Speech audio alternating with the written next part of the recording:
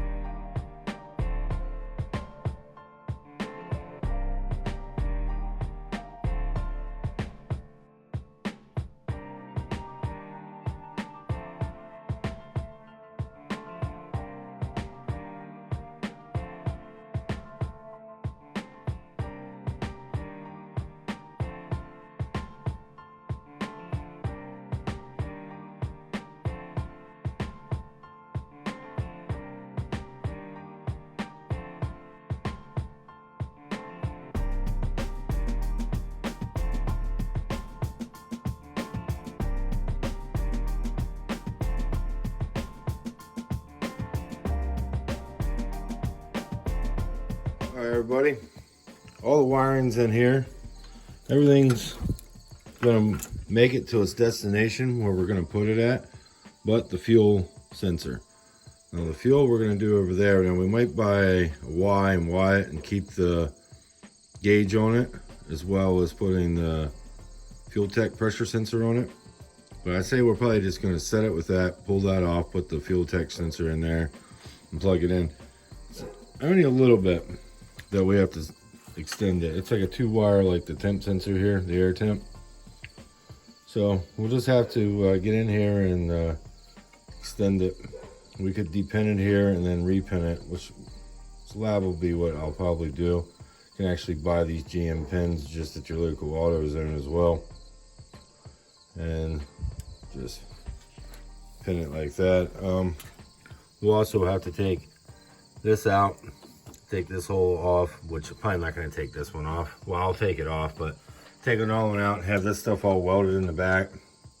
I looped around the thermostat for right now, just like we do with the one that went to the throttle body. Get those welded off. Right here, we're just going to go ahead and take this out. We might be able to tap it, but probably have to weld, actually, yes. Probably have to weld a bung in to this thermostat housing for the right size. Well, we actually could possibly be able to come on this side where typically our gauge temperature would be, and just possibly tap that and be able to run the temp sensor right there. Something we'll look into. I have extras, so we'll do that. So that allows us a lot more room here, because that's where we're going to put our smart coils at. We're going to have to go ahead and buy some stuff, because these are too long here. We could cut these off, and then, you know, we'd be super short, so we don't even gotta put our coils in like this area. That's gonna get tight. So I think what I'm gonna do is buy some 8.5 millimeter spark plug wires, spark plug wiring, and then I found the ends that the smart coil packs use from FuelTech. So I'm gonna buy those and the cups that go over it. And I gotta find something that's gonna work from like MSD or something like that, that's gonna have a boot that's gonna go down close to this size, or at least pretty close to where we can get our fingers down in here, or something in there to pull it out. So we'll do that as well. Yeah, and then here's our connectors for our expansion, not expansion, but for our different things we have here. We got an inputs and outputs, and they're all right here. So we can put this in here, put that in there, and that'll plug it in. So we can actually plug them in and out. We'll be putting our fuel on there, probably even our maybe our fan, but I'll probably put the fan on manual just so I can see it on all the time. I kind of like to just keep it all the time. But I think we have 2 other outputs in there, so we can actually control some other stuff. I don't know, you know, we could do something else on this car that's going to would help us with the 450. And then we got 4 inputs, so we can put some different which I'm pretty sure that's the inputs are for like your temp sensors and things of that nature, if I remember right. And then your outputs are like your fuel pumps and like your injectors and things of that nature. But yeah, we have 2 extra things there, so I think we can figure out a few different things we can do there. But yeah, that's where we're at right now, you know. Lost the weight of the windshield wipers too in this. As you can see, this car once was Chameleon. That's what that is there.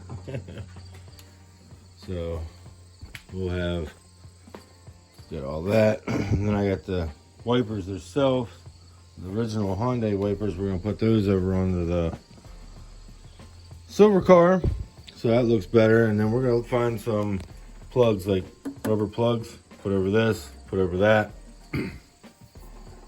That should look a lot better. But tune back in, guys, in a few days, and we're gonna have another video out. Thanks for watching.